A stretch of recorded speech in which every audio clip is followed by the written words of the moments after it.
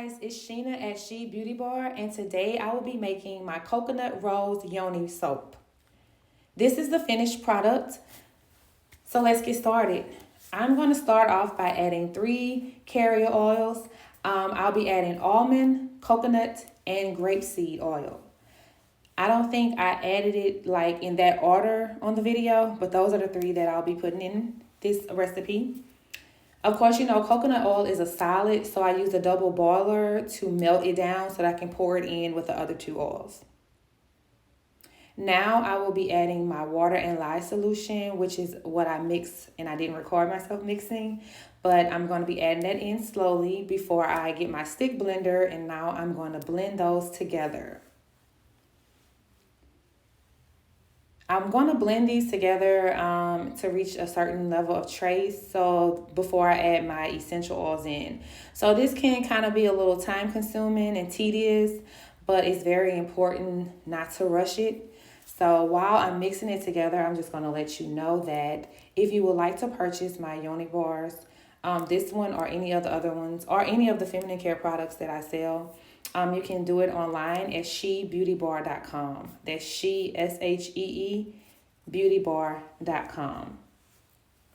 So I'm going to keep mixing this because I want it to be a certain consistency before I add my essential oils.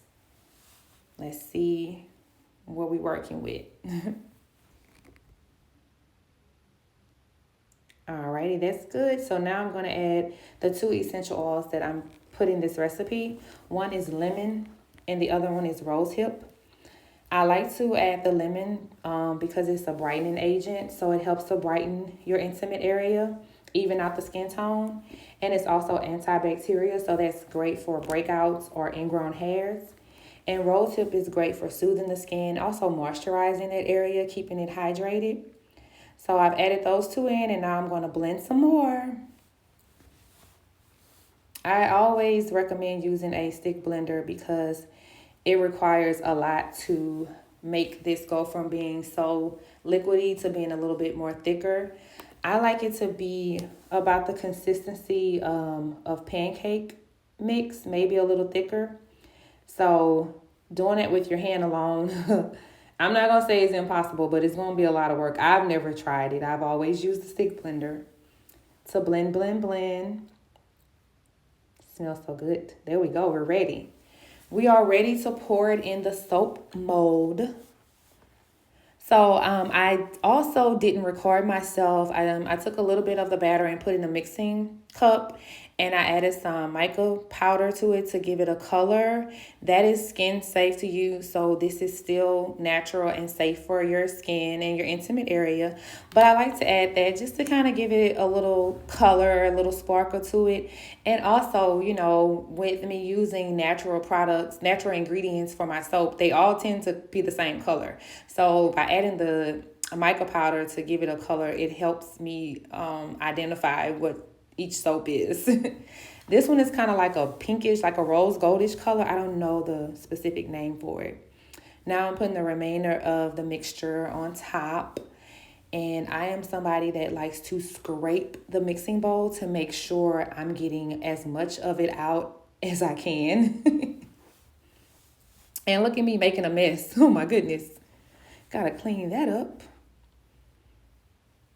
Yeah, cleaning that up. Yeah, try to keep it as neat as possible, as clean as possible. Wiping all that off. There's my husband in the background. I don't think he realized I was recording at the time. Shaking it up so that it doesn't have any bubbles in it and kind of like level it out. Now I'm adding some more of the colored mixture on top just to give it some cute little designs at the top. You know, nothing too fancy.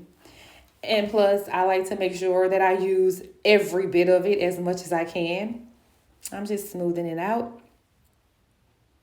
So after I do this, once I'm done with it, I let it sit and cure for about 1 or 2 days before I cut it. And then I like to let that sit for a few more days before I package it and sell it. There we go, getting the bubbles out. And here's the end result. I added some dried rose petals on top. Thank you for watching.